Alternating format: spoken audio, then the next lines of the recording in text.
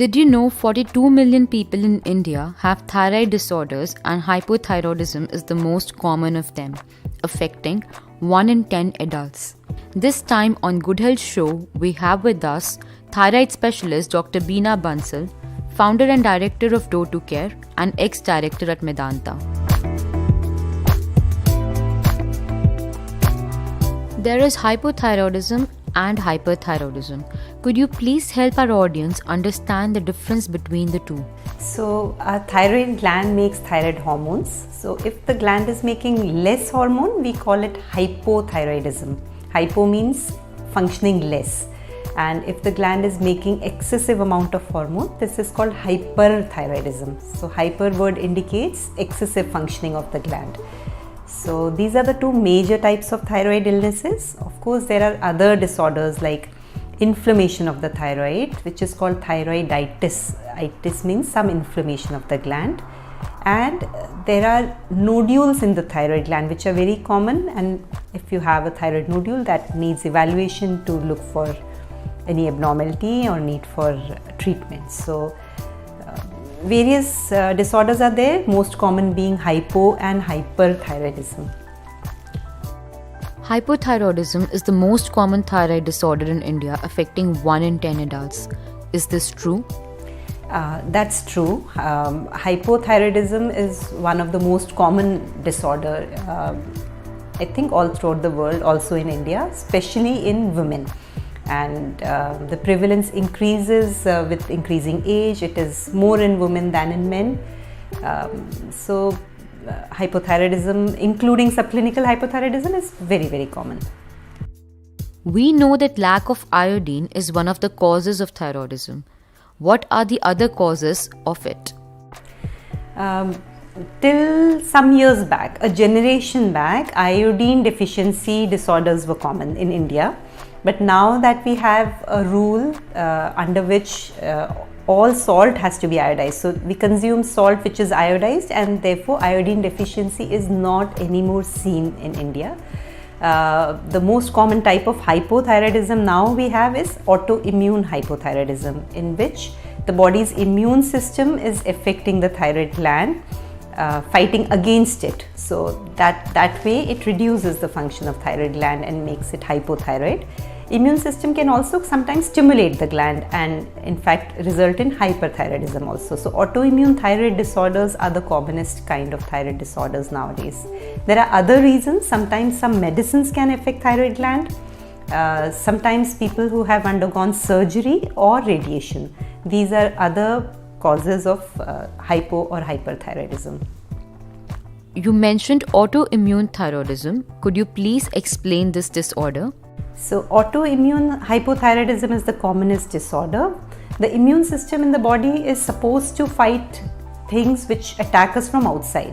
It's supposed to fight against, for example, viruses which invade the body. And therefore, immune system knows what is self and what is non-self. It can recognize cells which attack from outside vis-a-vis cells which belong to the body. But if there is some problem in this recognition, if the immune system gets confused because of many different reasons and attacks its own thyroid cells, thereby affecting its function, that will be called autoimmune.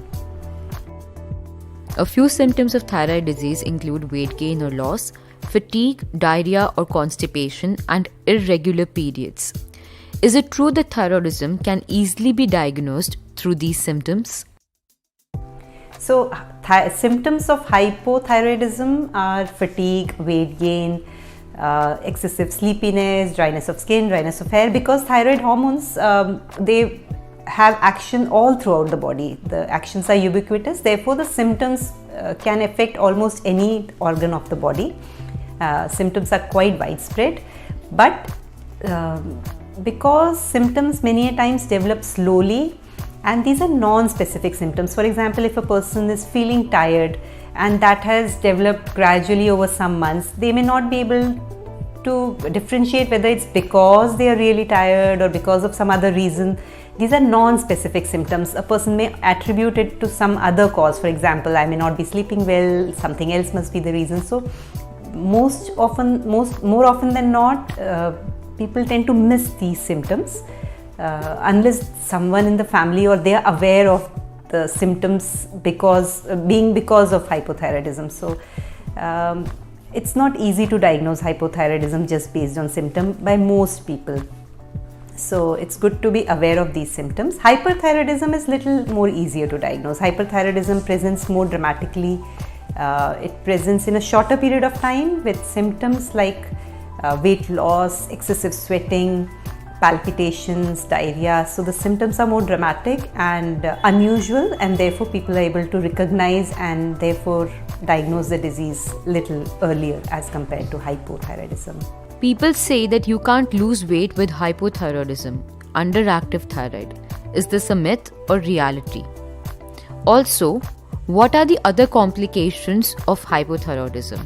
So, thyroid hormones affect metabolism of the body. So, if someone has hypothyroidism, the metabolism does slow down, and therefore that might affect weight gain, and it might also lead to some difficulty in losing weight.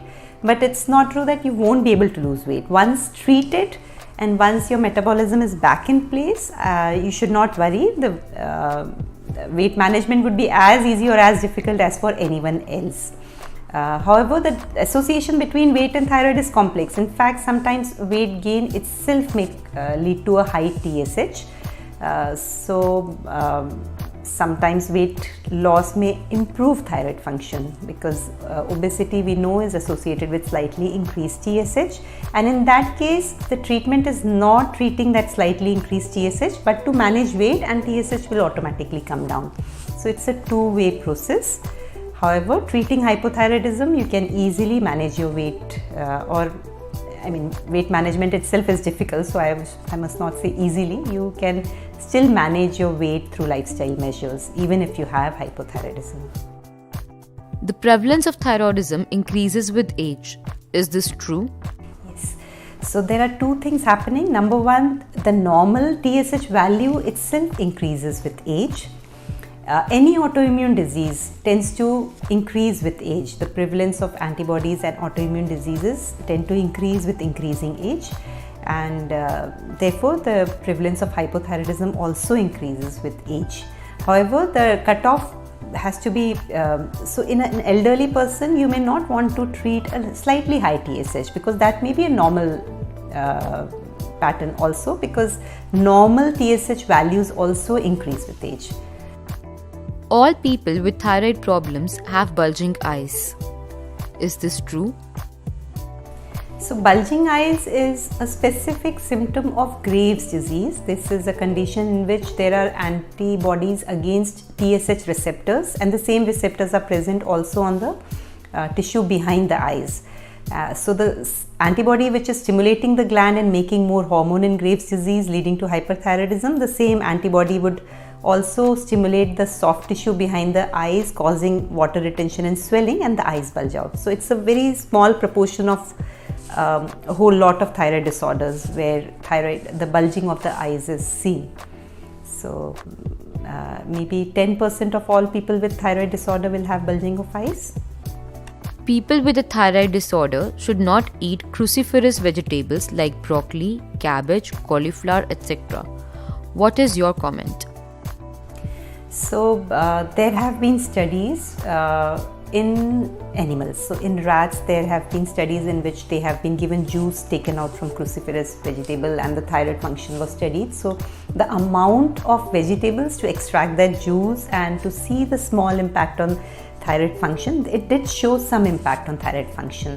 But how does it translate clinically? If a person is eating huge amounts, so there is one case report in which a lady was eating bok choy every day, quite a bit of it, and that probably led to hypothyroidism in that case, but that's not a common thing to happen. Now, since all these vegetables also have lots of other health benefits, in fact they have some micronutrients which may be useful for thyroid also.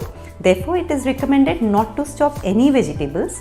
You can take the usual moderate amount which we consume. So for example, you may consume broccoli once in a week or twice in a week, soya protein once or twice in a week, that is not going to affect your thyroid in any clinically significant way.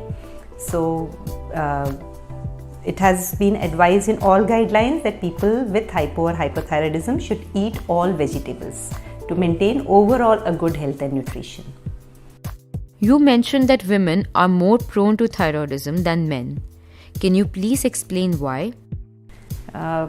Yes, although the explanation why thyroid illnesses in women are more, there are some biological reasons because of which the autoimmunity against thyroid gland is more in women. But there is clear demarcation. The prevalence is 4:1, for example. In women, the prevalence of thyroid disorders is 4 times higher as compared to men. So the biological part of it is that hypo and hypothyroidism is much more prevalent in women. And there is also another important aspect, which is that women who are planning pregnancy, in them it's important to evaluate for thyroid dysfunction because of the impact what thyroid disorder will have on that pregnancy. So even a slightly elevated TSH during pregnancy will be labeled as hypothyroidism, which normally does not need treatment in men, but in women the threshold also becomes lower for treating hypothyroidism, especially in the reproductive age group. Are there any precautions that pregnant women should be taking in such cases? So in general, in clinical settings, we do check for hypothyroidism in all women who are planning pregnancy. So a TSH test before, if not done before pregnancy, then during pregnancy is strongly recommended. And if it is high, more than 5, especially if there are antibodies present, then treatment should be given, because there is an association with even slightly high TSH with early abortion. So it makes sense to treat in pregnant women.